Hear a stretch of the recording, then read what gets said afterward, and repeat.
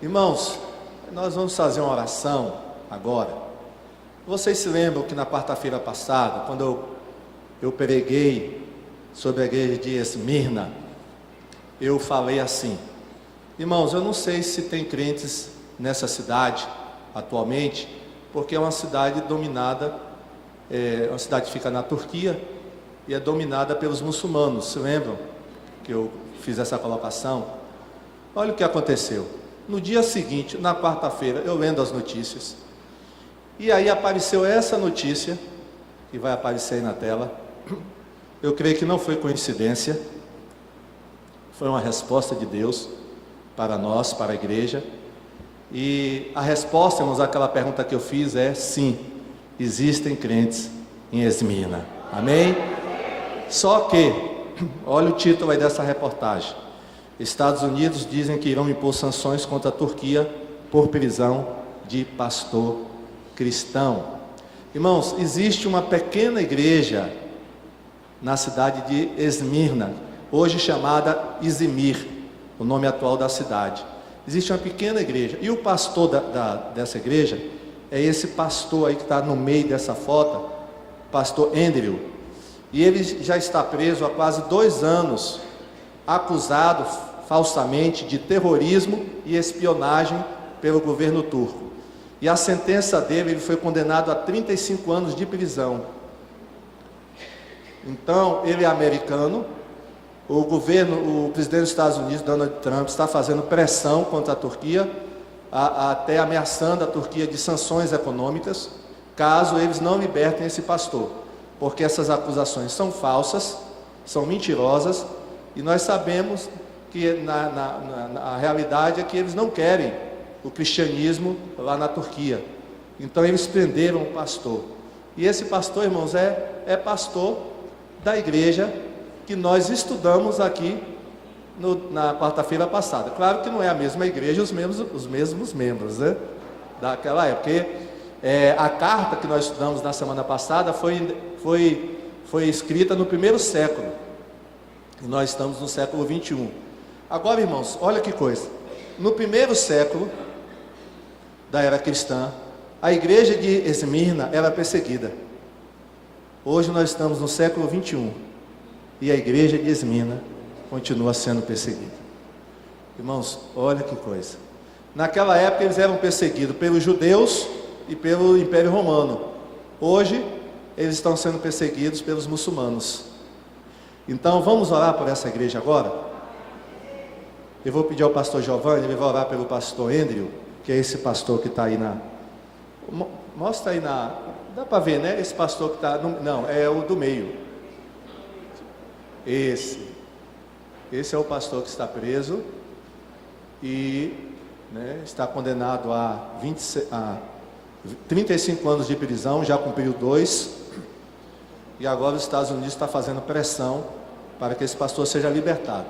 Vamos orar, irmãos, inclusive pelo presidente dos Estados Unidos, Donald Trump, que ele está sendo muito atacado pela imprensa americana, mas esse presidente, ele tem defendido os cristãos. Ele tem lutado pelos cristãos que estão presos, principalmente os cristãos americanos, mas outros cristãos também, que se encontram hoje prisioneiros em países como a Turquia, Cuba e em vários países. Ok? Vamos ficar em pé? Vamos orar pela igreja de Esmirna? Glória a Deus. Tem crente em Esmirna, tem igreja lá. Palmas para Jesus. Glória a Deus. Glória a Jesus. A igreja de Esmirna continua sendo fiel. Glória a Deus. Os anos se passaram, os séculos se passaram, mas eles continuam sendo fiéis a Deus. Glória a Jesus. Apesar de toda a perseguição que eles estão sofrendo. Amém. Vamos estender nossas mãos. Pai, nós te louvamos, Senhor, e nós te agradecemos, porque o Senhor é vivo e a tua palavra ela é eficaz, Pai. E nós cremos que foi o próprio Senhor que trouxe para nós essa notícia, trouxe para a IBMI essa notícia, para nós orarmos pelo pastor Andrew, Pai, que agora está preso, Senhor. Pai, toma a vida dele em tuas mãos. Queremos te pedir, Pai, que o Senhor console desde já o teu filho ali naquela prisão. Pai, desde já amolece as autoridades da Turquia, Pai, para que eles possam libertar o teu filho. Deus, desde já queremos orar pela igreja ali de Esmirna, Pai, que em nome de Jesus o Senhor venha reavivar a fé dos membros daquela igreja, Pai, e que toda investida de Satanás, das trevas, caia por terra agora, em nome de Jesus. Que haja, Pai, um mover do teu espírito naquela cidade, que pessoas venham a usar o exemplo do pastor Andrew, dos crentes daquele local, e venham se converter ao Senhor, e que teu nome naquela cidade seja glorificado, Pai. Nós clamamos ao Senhor pela liberdade do pastor Andrew, pela liberdade do cristianismo naquela cidade. Nós clamamos ao Senhor pela liberdade do teu espírito naquela cidade, Pai, e que haja, Pai, conversões e vidas que confessem o nome do Senhor como Senhor e Salvador das suas vidas. Pai, obrigado por tudo. Abençoa o pastor Andrew, a sua família, em nome de Jesus. Amém. Ainda de pé, abra a sua Bíblia em Apocalipse, capítulo 2, versículo 12 ao 17. Glória a Deus. Apocalipse, capítulo 2, 12 a 17. Capítulo 2, do 12 ao 17, versículo 12 ao 17, Apocalipse 2, 12 a 17, está escrito: ao anjo da igreja em Pérgamo, escreva: estas são as palavras daquele que tem a espada afiada de 2 gumes. Sei onde você vive, onde está o trono de Satanás. Contudo, você permanece fiel ao meu nome e não renunciou à sua fé em mim, nem mesmo quando Antipas, minha fiel testemunha, foi morto nessa cidade onde Satanás habita. No entanto, tenho contra você algumas coisas. Você tem aí pessoas que se apegam aos ensinos de Balaão, que ensinou Balaque a armar ciladas contra os israelitas, induzindo-os a comer alimentos sacrificados a ídolos e a praticar imoralidade sexual. De igual modo, você também tem os que se apegam aos ensinos dos nicolaítas. Portanto, arrependa-se, senão virei em breve até você e lutarei contra eles com a espada da minha boca. Aquele que tem ouvidos, ouça o que o Espírito diz às igrejas. Ao vencedor darei do maná escondido, também lhe darei uma pedra branca, com um novo nome nela escrito, conhecido apenas por aquele que o recebe. Amém. Senhor, muito obrigado pela tua palavra. Fala ao nosso coração através dessa mensagem à igreja de Pérgamo. É o que nós pedimos em nome de Jesus. Amém? Podem sentar, irmãos. Vamos continuar estudando hoje as cartas às igrejas do Apocalipse.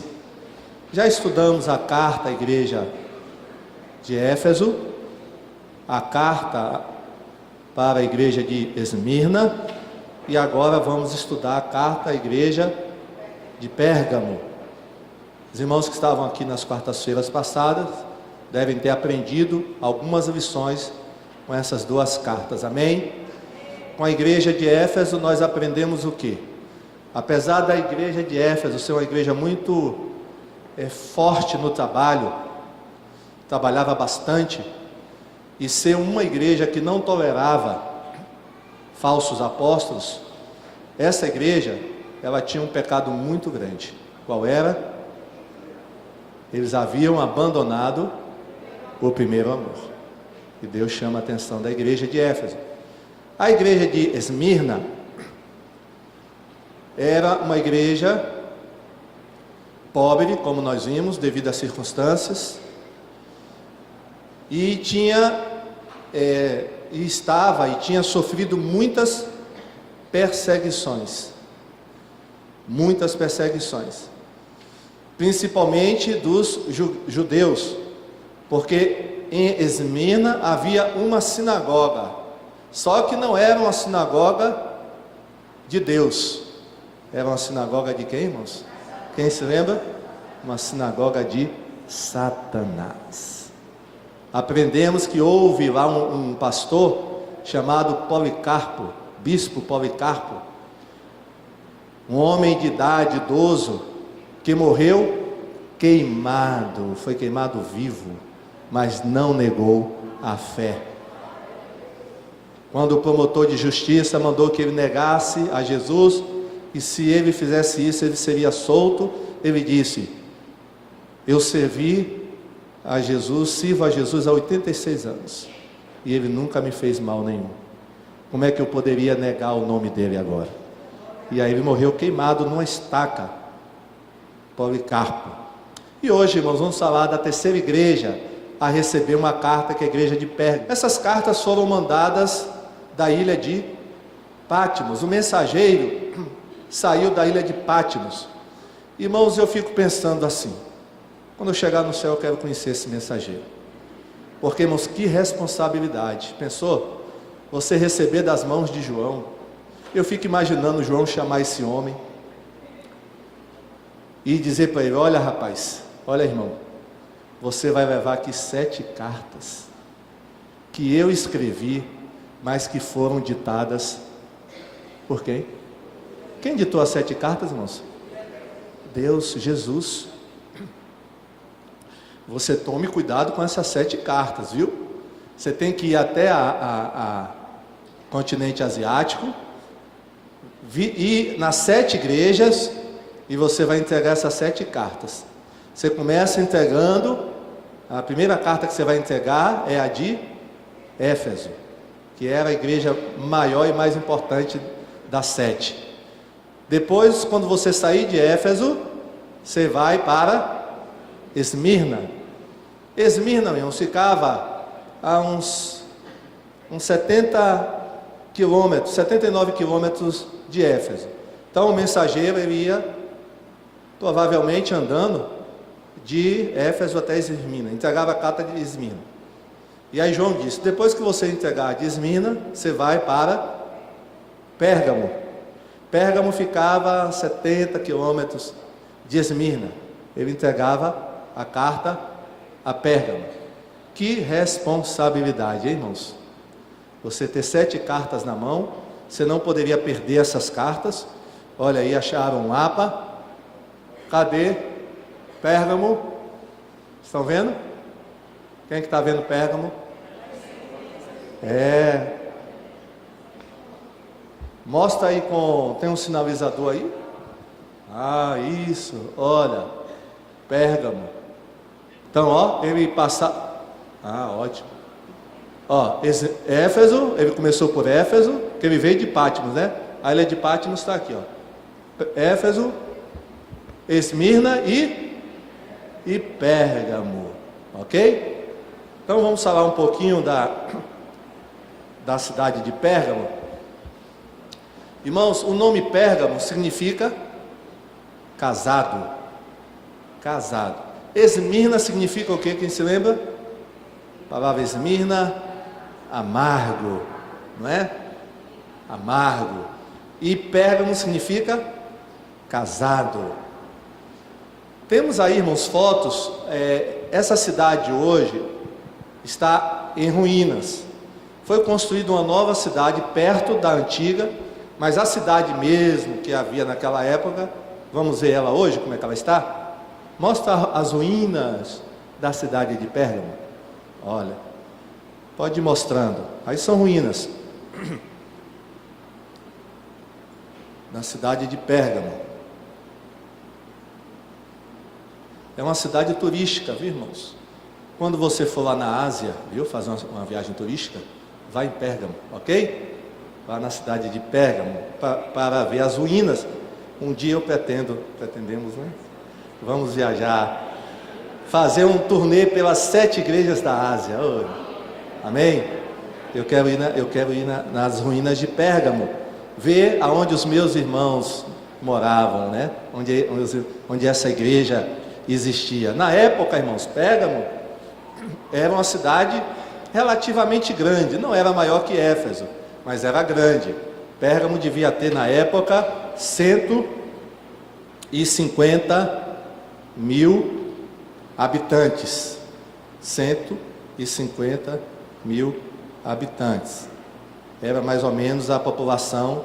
Éfeso tinha mais de 200 mil. A cultura dessa cidade, irmãos, era um centro cultural. Sabe por quê? Lá tinha uma biblioteca que só perdia para a biblioteca de Alexandria, no Egito. Tinha uma biblioteca nessa cidade com mais de 200 mil volumes. Olha que coisa. Então muita gente ia para Pérgamo para estudar. Essa cidade hoje se chama Bergama e tem uma população hoje de 55 mil. Então ela diminuiu. Antigamente ela tinha 150 na época da carta. Hoje ela está com outro nome agora, Bergama, e ela tem 50 mil habitantes. Então é um centro cultural. As pessoas que queriam adquirir cultura iam para Pérgamo estudar, visitar a biblioteca, ler livros. Era tudo em Pérgamo. Agora, irmãos, em questão de religião, em Pérgamo havia um panteão de deuses. Havia muitos deuses que eram adorados em Pérgamo, templos que eram erigidos altares que eram levantados para esses vários deuses que haviam em Pérgamo. Alguns deuses de Pérgamo, os dois principais, era Zeus. Eu não sei se tem alguma representação artística do templo de Zeus. Olha como deveria ser o templo de Zeus. Os arqueólogos escavaram as ruínas do templo de Zeus e eles aí deduziram que o templo de Zeus devia ser mais ou menos assim. Olha que templo, né? Um templo muito, muito grande, suntuoso. Então era um Deus que era adorado em Pérgamo.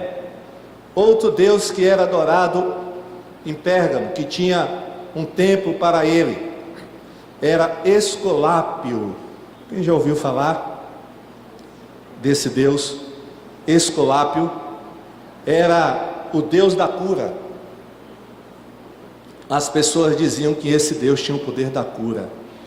Ele tinha um símbolo, irmãos, que é um símbolo hoje muito usado em uma profissão, muito honrosa por sinal essa profissão.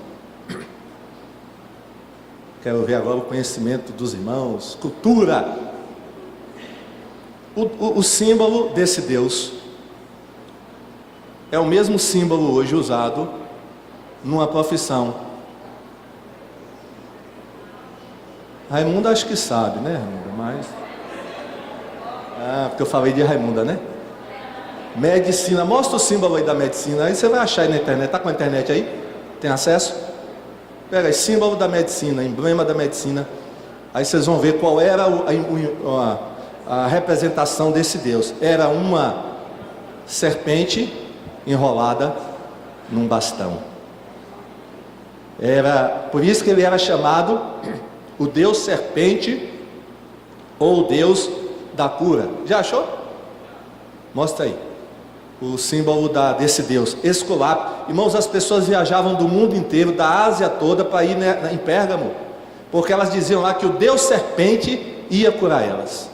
Olha que coisa. E havia, irmãos, um outro Deus que era adorado. Olha aí.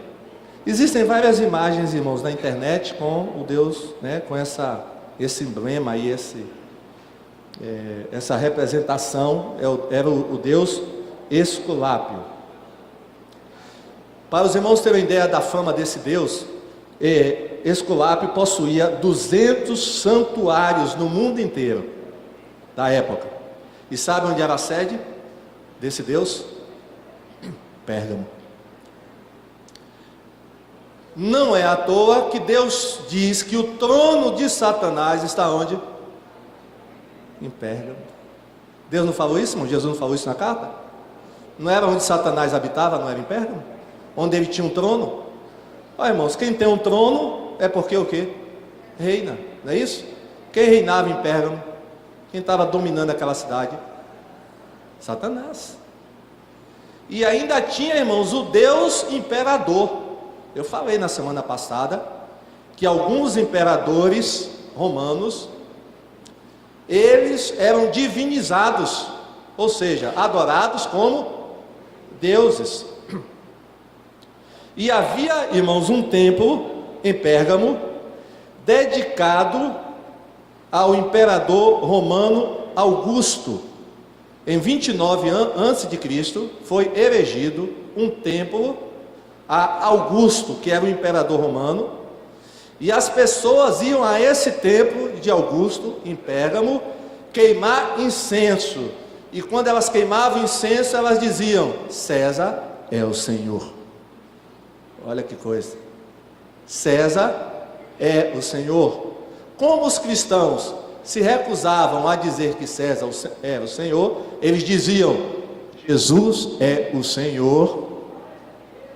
Eles eram muito perseguidos em Pérgamo, muito perseguidos. Então havia muita idolatria em toda a cidade de Pérgamo. Jesus chama essa cidade do trono de Satanás. Satanás estava presente naquela cidade. Mas e a igreja de Pérgamo? Como é que eles se comportavam diante dessa realidade da cidade onde eles estavam? Vamos ver como é que eles se comportavam? Vamos ler o versículo 12. Apocalipse 2:12. Primeiro vamos ver como é que Jesus se apresentou a essa igreja. Para cada igreja, irmão, Jesus se apresentava de uma maneira diferente. Para a igreja de Esmirna, como é que Jesus se apresentou? Aquele que estava morto, mas que voltou a viver, né? Para a igreja de Pérgamo, ele diz o quê? Estas são as palavras daquele que tem a espada afiada dos dois lados, ou seja, eu sou aquele que está preparado para qualquer guerra. Glória a Jesus, né? Está com a espada afiada de dois gumes, ou seja, corta dos dois lados. Não brinque comigo, eu sou aquele que tem a espada afiada. Glória a Jesus. Vamos ver como é que essa igreja se comportava diante da perseguição, porque eles eram muito perseguidos. Eles estavam numa cidade onde tinha o trono de Satanás. E vamos ver então, versículo 13, 2:13. Sei onde você vive. Deus sabe de tudo. Nós vimos isso na quarta-feira passada. Deus sabe de todas as coisas. Sei onde você vive, onde está o trono de Satanás. Contudo, você permanece fiel ao meu nome e não renunciou à sua fé em mim, mesmo quando Antipas, minha fiel testemunha, foi morto nessa cidade onde Satanás habita.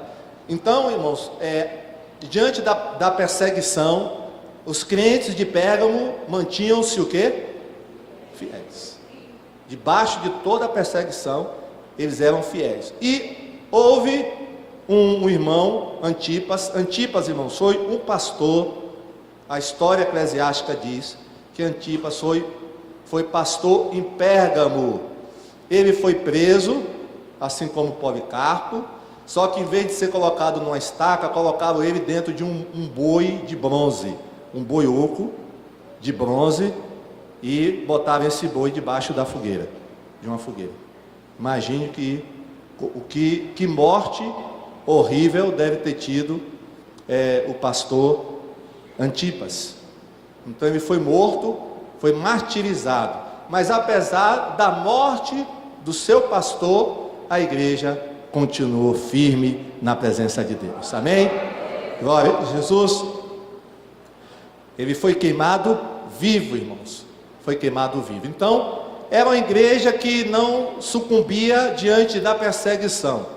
Mas havia um problema dentro dessa igreja. Era uma igreja que não se afugentava diante da perseguição, enfrentava, mas tinha um problema. Qual era o problema da igreja de Pérgamo? Quem sabe? Vamos ler os versículos 14 e 15. O que é que Jesus vai falar para essa igreja? No entanto, tenho contra você algumas coisas. Aquela igreja, irmãos, não era perfeita, tinha defeitos. Você tem aí, ou seja, no meio da igreja, pessoas, não era todo mundo dentro da igreja, mas tinham pessoas dentro da igreja que se apegam aos ensinos. Tem Bíblia que traz as doutrinas de quem? Balaão, que ensinou Balaque a armar ciladas contra os israelitas, induzindo-os a comer alimentos sacrificados a ídolos e a praticar imoralidade sexual. De igual modo, você tem também os que se apegam aos ensinos dos nicolaítas. Olha que coisa, irmãos. Então, qual era o problema dessa igreja? Eles, apesar de serem fiéis na perseguição, eles estavam aceitando na membresia da igreja pessoas que estavam pregando, ensinando e praticando heresias e imoralidade sexual dentro da igreja. Aí nós temos dois grupos que estavam se desviando da verdade. Tinha os que estavam seguindo a doutrina de Balaão. Quem foi Balaão? Aí eu vou ter que fazer um parênteses para explicar quem foi Balaão. Balaão foi um profeta de Deus no Antigo Testamento, um homem de Deus, só que era um homem que visava dinheiro. Infelizmente, Balaão era ganancioso, e ele foi contratado por Balaque, que era rei dos Moabitas, contratado, pago para amaldiçoar o povo de Deus. Olha que coisa triste, irmãos. Um homem de Deus aceitar dinheiro para fazer a vontade de um rei pagão. Balaque contratou, como ele não conseguia, o exército dele, dos Moabitas, não conseguia derrotar os israelitas na guerra, porque Deus estava sempre presente com os israelitas. Aí ele contratou esse profeta Balaão, ganancioso. E aí nós temos que ter cuidado, irmãos, com amor ao dinheiro. Olha o que esse homem fez por amor ao dinheiro. Balaque pagou a ele para ele amaldiçoar o povo de Deus. Ele tentou fazer isso 3 vezes, mas nas 3 vezes que ele levantou os braços e proferiu palavras de maldição, Deus abençoou o povo de Israel. Palmas para Jesus. Glória a Deus. Toda vez que ele amaldiçoava, Deus abençoava. Diga para quem está ao seu lado: não tenha medo de macumba, não tenha medo de maldição, não, irmão. Balaão só fez perder o quê? Tempo. Se você está debaixo da cobertura de Deus, você não precisa temer nada, viu? Agora, se você está descoberto, tome cuidado. Mas se você está debaixo da cobertura de Deus, aquele que habita na sombra do Altíssimo, a sombra do Senhor, o quê? Descansará. Aquele que habita no esconderijo do Altíssimo. Então, faça isso. Irmãos, mas aí, vocês acham que Balaão desistiu? Balaão começou a pensar. Ele conhecia bem o povo de Deus. E ele não desistiu de ganhar o dinheiro, irmãos. Ele ficou pensando dia e noite no dinheiro. Ele disse: eu ainda vou ganhar aquele dinheiro. Eu ainda vou ganhar o dinheiro. Eu vou ganhar aquele dinheiro. Irmãos, aí ele chamou Balaque e disse: sabe o que ele disse? Olha, é o seguinte, a gente não consegue amaldiçoar o povo de Deus, mas faça o seguinte: em vez de você colocar um exército de homens diante do exército de Israel, coloque um exército de mulheres. Foi, irmãos. Olha, em vez de colocar um exército de homens, coloque mulheres na frente dos soldados israelitas. Mulheres moabitas, né? Irmãos, sabe o que aconteceu? Balaque usou a estratégia de usar as moças moabitas para seduzir os homens israelitas. Os homens israelitas se aproximaram das mulheres moabitas, começaram a ter relações sexuais com as mulheres moabitas, e aí Deus tirou a proteção do povo de Israel, porque o povo de Israel, os homens começaram a prostituir-nos. Olha que coisa. O que a gente aprende com isso, irmãos?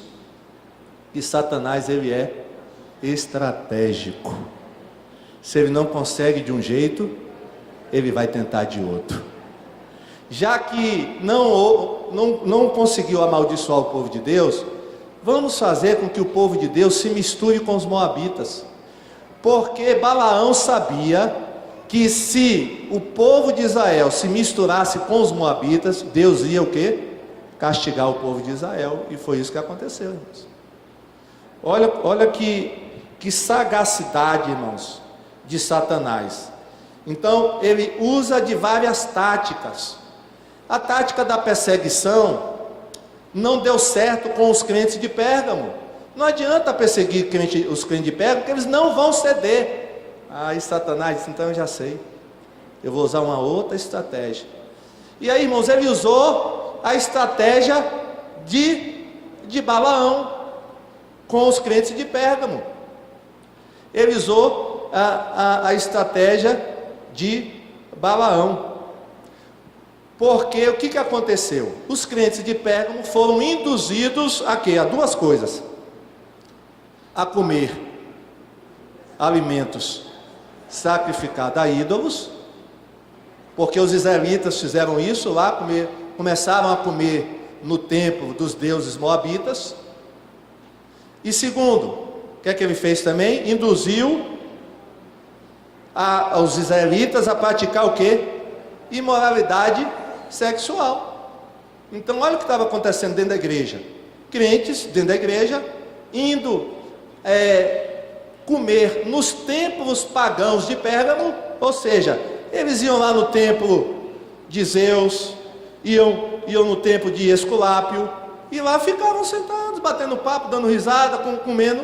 Olha, Satanás pegou eles, armadilha.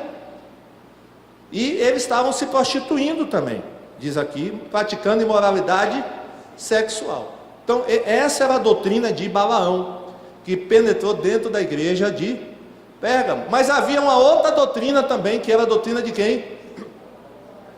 Dos nicolaítas. Irmão, se é fácil identificar a doutrina de Balaão, é difícil identificar a doutrina dos nicolaítas. Os estudiosos da Bíblia, eles não conseguem, não dá para saber realmente, verdadeiramente, que doutrina era essa e quem eram os nicolaítas. Há uma suposição, mas que não é comprovada, que os nicolaítas eram descendentes de Nicolau de Antioquia. Quem foi Nicolau de Antioquia? Se você ler Atos capítulo 6, você vai ver que um dos 7 diáconos escolhidos pela igreja em Jerusalém era o quê? Se chamava, melhor assim dizendo, se chamava Nicolau, prosélito de Antioquia. Alguns estudiosos acham que os nicolaítas eram oriundos de Nicolau, que Nicolau se desviou, abandonou a igreja e fundou uma seita. Mas isso é só suposição. A palavra nicolaítas significa conquista do povo. Esse é o significado da palavra nicolaítas, conquista do povo. Mas nós não sabemos, irmãos, qual era os ensinos dos nicolaítas. Uma coisa a gente sabe, que não era coisa boa, porque aqui o texto diz: você odeia as práticas dos nicolaítas como eu também odeio, que a gente vai ver lá depois na igreja de Éfeso. Coloca Apocalipse 2,6. Porque, irmãos, os nicolaítas também estavam presentes na igreja de Éfeso. Só que lá, quando eles chegaram na igreja de Éfeso, olha a atitude dos crentes de Éfeso. Deus falando, né? Jesus falando para eles: eu tenho uma coisa que, né, é favorável a vocês. Você odeia o quê?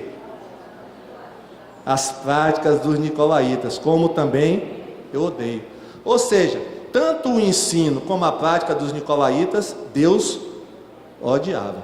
Então, irmãos, nós não sabemos que prática era essa, mas era uma seita, era heresia.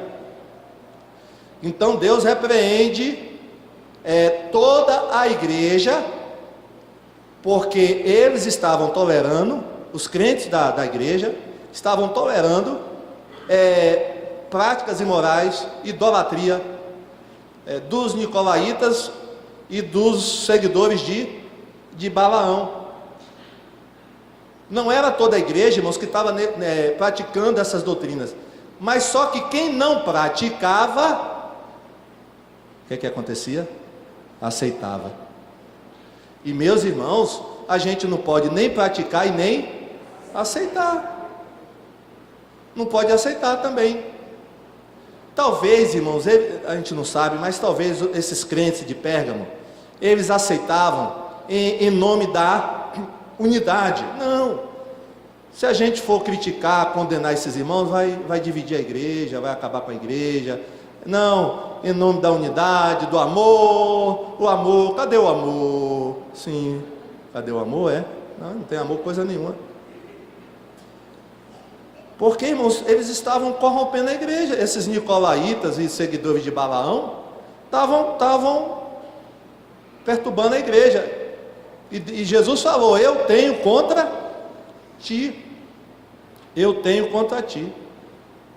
Então o pecado dessa igreja de Pérgamo era aceitar as coisas erradas. Eles eram transigentes com as coisas erradas. Eles estavam aceitando. E olha o que é que Deus vai falar para eles, versículo 16, 2,16. Palavra dura. Portanto, o que é que tem? Vamos ver todos juntos? Portanto, arrependa-se, senão...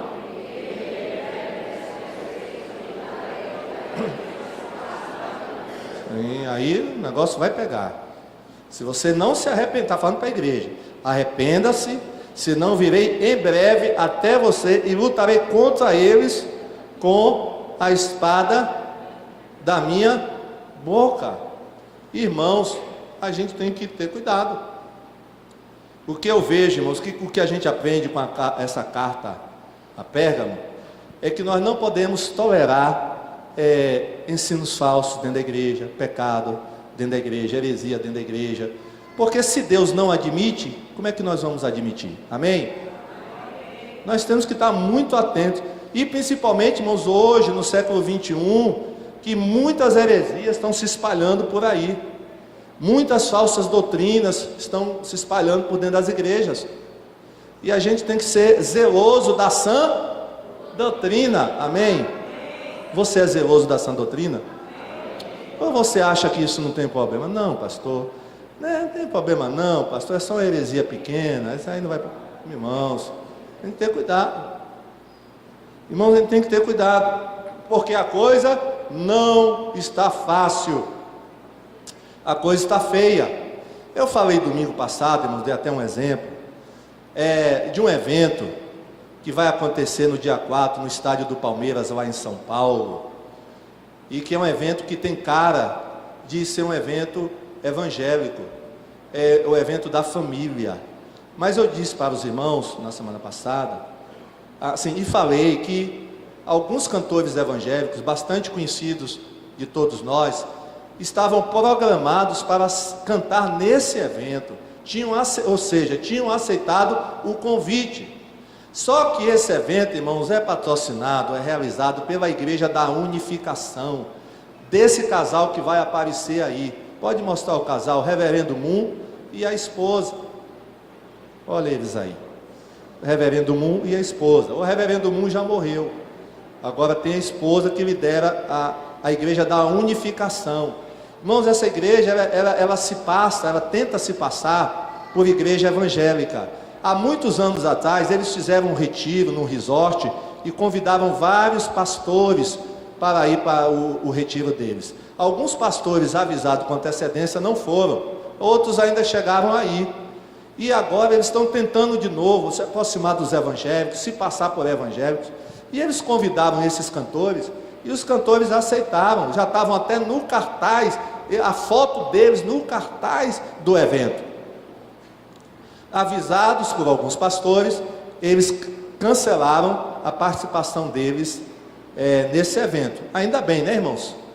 Ainda bem, porque aí ia ser pior ainda, né? Só o fato de terem aceitado, sem fazer uma pesquisa antes, sem procurar saber quem estava convidando, isso aí já foi um erro. Um erro. Então, você pode pesquisar sobre essa igreja, viu? Igreja da Unificação. O reverendo Moon, ele disse que ele é a reencarnação de Jesus. Que Jesus, ele veio aqui na terra, mas não completou, a obra dele foi incompleta. Então, que Deus mandou ele para terminar a obra de Jesus. Misericórdia. Agora, como é que pode, irmãos? Agora, como é que eu sou cantor evangélico? Eu vou aceitar um convite para cantar num evento desse? Olha, irmãos, os 4 são famosos, viu? São 4 tops aí. Eu não vou dizer aqui o nome, porque é fácil você descobrir aí na internet. Só botar aí na internet, né? Nos sites aí evangélicos, gospels, vocês vão descobrir, né? Eu não vou citar o nome, mas são aí cantor de linha, de top de linha, né? Cantor top. Irmãos, aí o pastor Silva se manifestou, né? Abriu o verbo, como ele sempre abre, e aí cada um deles começou a recusar. Não vou mais não. Irmãos, agora isso não é só isso, irmãos. Olhem só, o presidente nacional de uma grande denominação aqui no Brasil, eu não vou citar o nome da denominação nem o nome do pastor, mas isso também está sendo notícia aí no site.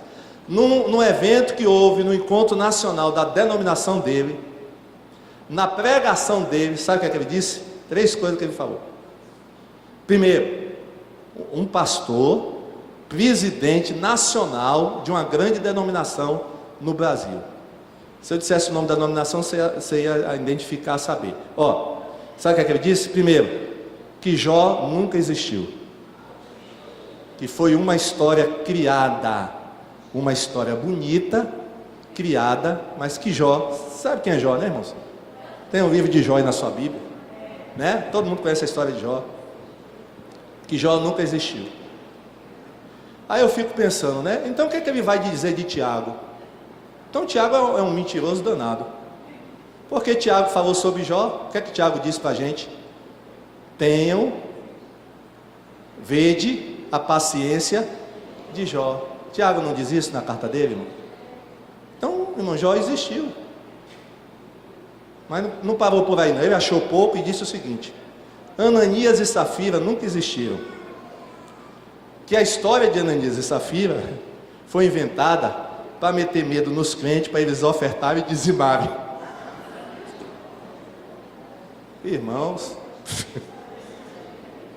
vou repetir. Que a história de Ananias e Safira foi inventada para meter medo nos crentes, para os crentes dizimar e ofertar, para o crente ter medo de morrer aí na hora. Quer mais uma dele? Não existe pecado contra o Espírito Santo. Agora, irmãos, eu estava vendo que está tendo um abaixo-assinado, viu, dentro da denominação dele, para tirar ele do cargo, por heresia e blasfêmia. Ainda bem que parece que a denominação não aceitou isso. E está tendo, já tem 1.500 assinaturas aí dentro da denominação. Estão fazendo um abaixo-assinado para destituir ele do cargo. E é o certo mesmo, tem um pastor desse, mano. Imagina um pastor desse pregando na igreja, misericórdia. Os crentes vão sair tudo desviado. Agora, irmãos, ele é presidente nacional da igreja dele. E ele é até político também, parece que ele é deputado, não tenho certeza. Então, fica até mais fácil aí para identificar o sujeito, né? Ele é político lá em Brasília. Irmãos, que coisa triste, né? Essa é a situação, irmãos, que estamos vivendo hoje, do mundo. Ecumenismo. Irmãos, outra, só mais uma. Um cantor famoso, gospel, que por coincidência era um desses 4. Irmãos, fez uma vaquinha na igreja dele, uma vaquinha. Irmãos, vamos fazer uma vaquinha, tá? Porque a gente vai reconstruir um terreiro de candomblé. Misericórdia. Tá aí também, pesquisem, procurem, eu não vou dizer também quem é. Vocês vão ter muito trabalho hoje à noite, né? Chegar em casa.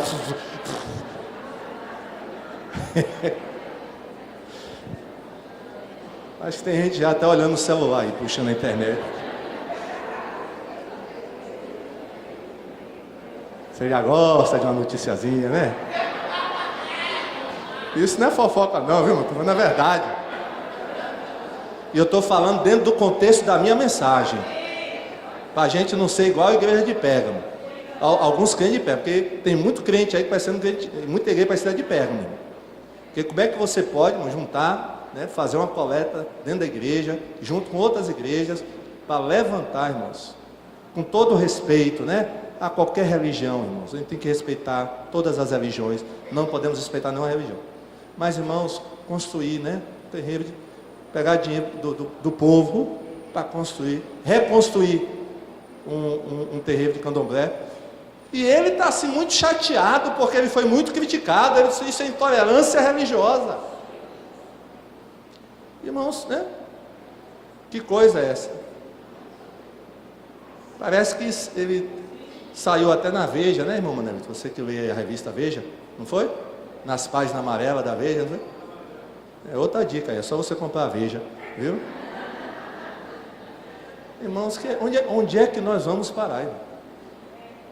Né? Onde é que nós vamos parar? Gente, que a gente até canta as músicas desse pessoal aqui dentro, a gente canta as músicas deles, está nessa situação, nesse nível já, coisa está feia, irmão, vai piorar mais ainda, e nós temos que, não podemos, irmãos, isso não é intolerância religiosa, isso é zelar pela palavra de Deus, que nós temos uma Bíblia, irmão, nós temos uma doutrina a seguir. Como é que nós vamos abrir mão dessa doutrina? Agora não tem mais Ananias e Safira. Provavelmente, irmãos, esse pastor ele também deve achar que Adão e Eva foi a história de carochinha, né? Provavelmente. Ele deve achar que Adão e Eva nunca existiram também. Não é verdade? Então, ó, cuidado, irmãos. Vamos zelar pela palavra de Deus. Os crentes de Pérgamo foram chamados à atenção, porque apesar de serem crentes fiéis na perseguição, eles eram crentes assim negligentes com relação à doutrina. Eles achavam que não tinha problema nenhum ter nicolaíta, né, ter gente de Balaão dentro da igreja.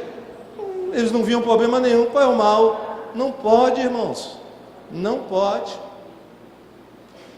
Uma vez eu me lembro que o pastor Rosivaldo me deu uma missão meio espinhosa, de eu ir falar com uma irmã que estava pregando doutrina errada aqui dentro. E aí eu fui na casa dessa irmã, reuni com ela, eu e mais alguns irmãos, né? Foi a comissão que foi eleita.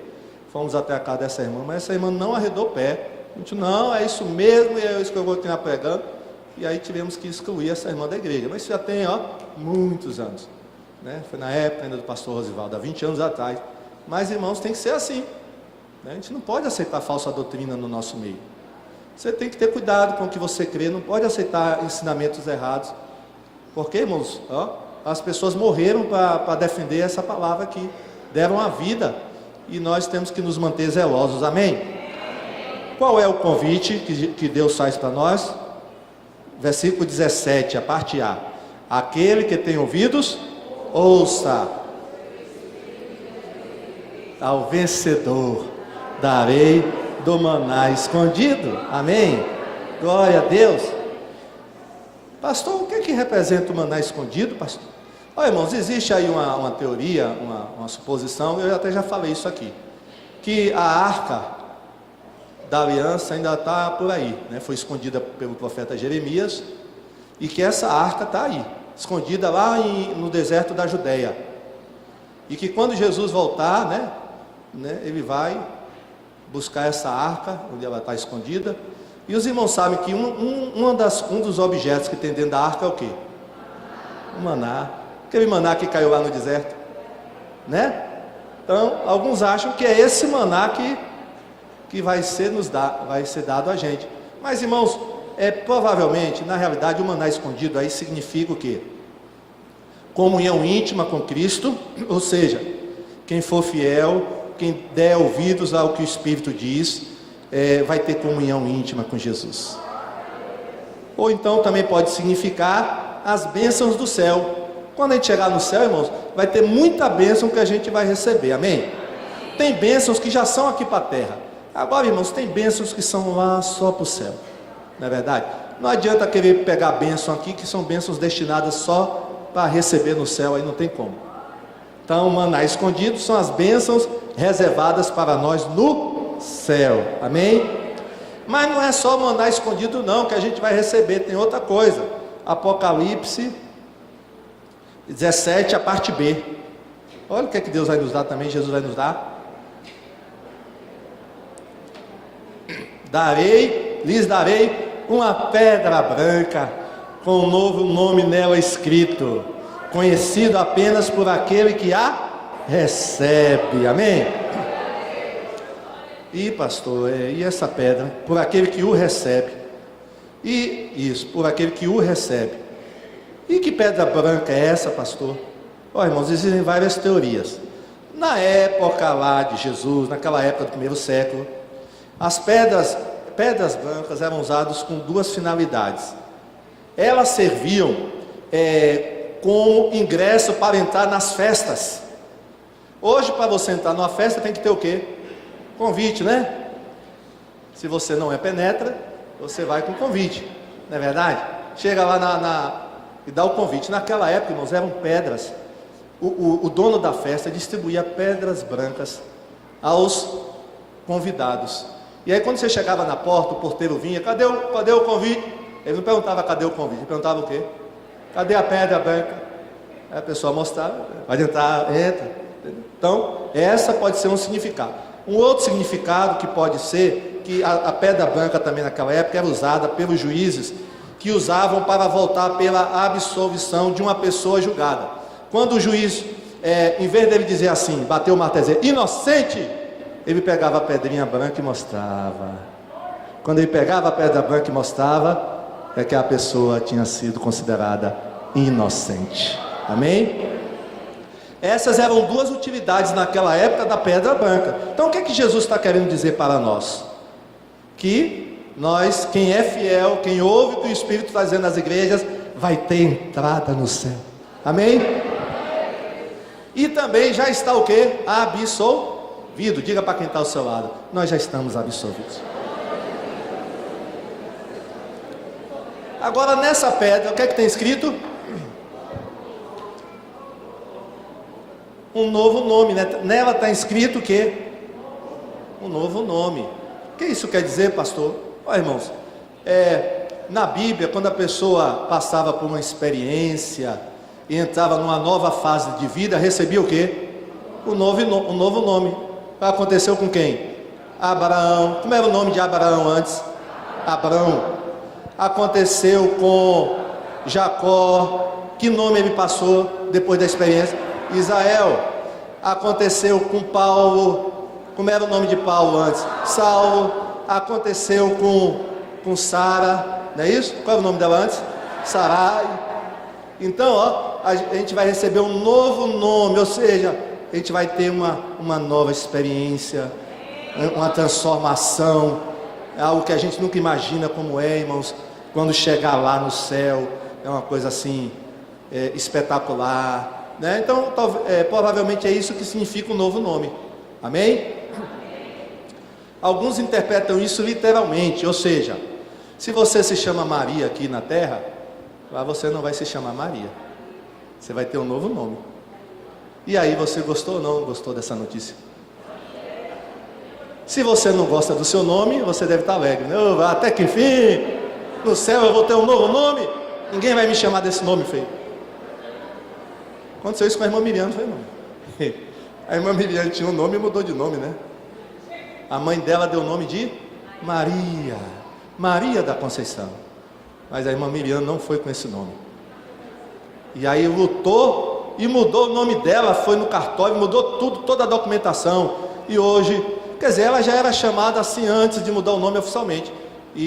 Mas mesmo antes ela era chamada e é chamada hoje de Miriam. Olha, então, agora se seu nome no céu voltar a ser Maria, e aí, irmão? Jesus chegar assim: ó, Miriam, quem mandou você mudar seu nome? Você vai voltar a ser Maria. E agora? Vai ficar caladinho. E aí, você gostou ou não dessa notícia? Agora, se você ama o seu nome, você não deve ter ficado muito feliz com essa notícia, né? Mas pode ter certeza, a pastora está nos ajudando aqui. Claro, irmãos, que o nome que Deus vai nos dar, se é Ele que está nos dando, vai ser muito melhor que esse nome que você tem. Palmas para Jesus. Glória a Deus. Amém? Então, o certo é que vamos ter um novo nome. Vamos ficar em pé e vamos orar? Glória a Deus. Irmãos, quando chegarmos no céu, vamos conversar com os crentes de Pérgamo. Glória a Deus. Foram valentes. Eu creio, irmãos, que esses aqui se arrependeram, viu, com essa carta. Porque essa carta foi lida, irmão, diante deles, viu, para toda a igreja. Eu acho que eles devem ter tomado, assim, uma vergonha na cara, né? e abandonada esses pecados aí, eu acredito. Eu vou pesquisar, viu, irmão, se tem igreja em Bergama, né, que é a atual Pérgamo. Eu esqueci de pesquisar. Aliás, pesquisem, viu? Faça essa pesquisa em casa. Deve ter alguma igreja lá, mas não deve ser grande, deve ser pequena, porque essa é uma cidade que faz parte da Turquia, né? E lá tem muita perseguição aos cristãos. Então, se tiver igreja lá, deve ser pequena, né? Como a igreja de Izmir. Mas faça essa pesquisa, viu? E se você achar lá alguma igreja, ore por eles, amém? Vamos orar, irmãos, pedir a Deus que nos mantenha firmes na sã doutrina, porque a coisa está apertando, irmãos. Quem não aceita essa questão do ecumenismo, eu já preguei sobre ecumenismo, está sendo chamado, sabe de quê? De radical, de intolerante, do contra, ó, irmãos, e a coisa vai apertar, viu? Porque o anticristo só vai querer ter uma religião única. Todo mundo ele vai querer que tenha uma só religião. E aí, né, quem é fiel não vai aceitar, né? Jesus vai continuar sendo nosso Senhor, amém? E só Ele, não é César, não é Maomé, não é Buda, é só Jesus, irmãos. Você está disposto a pagar esse preço?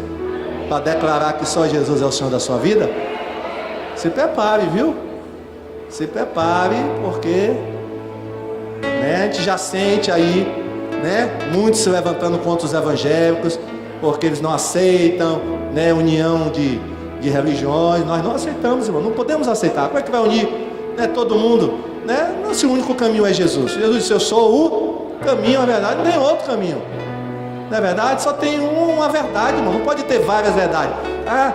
Eu tenho a minha verdade, você tem a sua, e cada um vive. Irmãos, não é assim. A verdade é uma só, é Jesus. O caminho que leva para o céu é um só, é Jesus. Como é que agora a gente vai começar a aceitar parceria, ecumenismo? Não pode, irmãos, não pode. A gente ama as pessoas, mas a gente não pode juntar, tá todo mundo junto, né, para adorar ao Deus que eles nem sabem que nome é, irmãos. Um artista aí chamou o cara lá de cima, e nem o nome dele, do Deus ela sabe. Aí chamou o cara lá de cima. E agora? Nem o nome eles sabem desse Deus. Ou melhor, eles dizem assim: chame de qualquer nome. O nome que você quiser chamar, chame. Pode chamar de Jesus, pode chamar de Maomé, pode chamar de Buda. Nada disso. O nome dele é Jesus de Nazaré, Jesus Cristo, que veio, morreu na cruz, ressuscitou e está vivo hoje. Palmas para Jesus, glória a Deus. É essa igreja, é esse Jesus. Pregue esse Jesus, não tenha medo não, não se acovarde não. É esse Jesus, não tem outro não. Não tem outro Jesus não. Hoje eu preguei o evangelho para um professor antropólogo holandês. Ele veio pesquisar sobre o impacto de carnaval. Olha, irmãos, onde é que o sal da terra está chegando, viu? Ele está fazendo uma pesquisa para a faculdade. Ele é professor na Holanda. Veio ao Brasil, está fazendo uma pesquisa dos evangélicos e a cultura brasileira. Aí viu, pesquisou, viu o sal da terra e viajou até Salvador. Passamos um bom tempo hoje à tarde. Veio ele, uma filha dele, e ele conversou comigo. E é claro, eu não perdi tempo, não é verdade? Eu evangelizei ele, porque ele disse que não entendia certas coisas, né? Que ele foi numa igreja, viu a manifestação de demônios, perguntava se eu acreditava. Eu acredito, sim, está na Bíblia, né? Tem sim demônios, tem demônios. Aí pegamos o contato dele, né, e vamos manter contato com ele. Ele fala um português razoável, dá para entendê-lo, e ele entende a gente também. Então vamos orar. Eu anotei o nome dele, agora é um nome meio difícil, holandês, eu esqueci o nome. Então, irmãos, como Martin, né? Martin, assim fazendo mais para o português, Martin. Então, irmão, a gente não pode perder tempo, amém? Evangelize onde você está, não tenha medo não, né? As pessoas vão dizer que você é quadrado, que você é retrógrado, que você é sem visão, que você é fanático, porque você só aceita Jesus, não aceita outra coisa, mas é isso mesmo, é assim, amém? Nesse ponto nós temos que ser como os crentes de Éfeso. O erro deles foi ter abandonado o primeiro amor, mas eles eram fiéis. Se eles não aceitavam doutrina falsa lá dentro, não era com eles não. Amém? Feche os seus olhos, esteja orando. Diga assim: Deus, eu quero ser fiel, não quero me corromper, não quero ser transigente com o mundo, com o pecado, com a imoralidade sexual. Você tem que ser radical nesse ponto. Você não pode aceitar isso como normal, porque isso não vem de Deus. Coisas erradas não vêm de Deus. Então ore ao Senhor nessa noite, peça perdão a Deus se você tem sido assim muito indeciso, muito vacilante na questão doutrinária. Senhor, tem misericórdia de nós. Queremos aprender com a igreja de Pérgamo, com as virtudes dessa igreja e com os defeitos dessa igreja.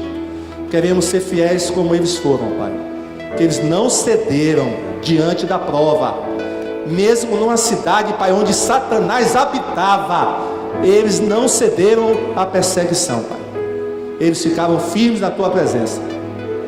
Mas, Senhor, não queremos ser como alguns deles, que seguiram doutrinas falsas, que seguiram heresia, que praticaram imoralidade sexual, oh Deus, que amaram o dinheiro. Não queremos ser como eles dessa forma. Nos ajuda, Pai, ajuda cada um que está aqui nessa noite. Que a IBMI seja uma igreja fiel, Pai. Que essa igreja nunca abandone a Tua fidelidade, custe o que custar, Pai, para ela se mantenha fiel à sã doutrina, à doutrina da palavra, que ela não se deixe corromper por nada e por ninguém, Senhor. Ó Deus, que essa igreja não venha a aderir nunca a esse ecumenismo satânico, que essa igreja permaneça fiel e na Tua presença. Muito obrigado pela Tua palavra nessa noite. Nós oramos, Pai, se tiver alguma igreja em Pérgamo, se tiver crente em Pérgamo, Pai, visita essa igreja agora, ajuda essa igreja agora, Pai, fortalece essa igreja agora no nome de Jesus e para a glória de Jesus, amém, amém e amém. Palmas para Jesus, glória a Deus. Diga para o seu irmão, meu irmão, vamos continuar fiéis ao Senhor, vamos continuar fiéis, glória a Deus.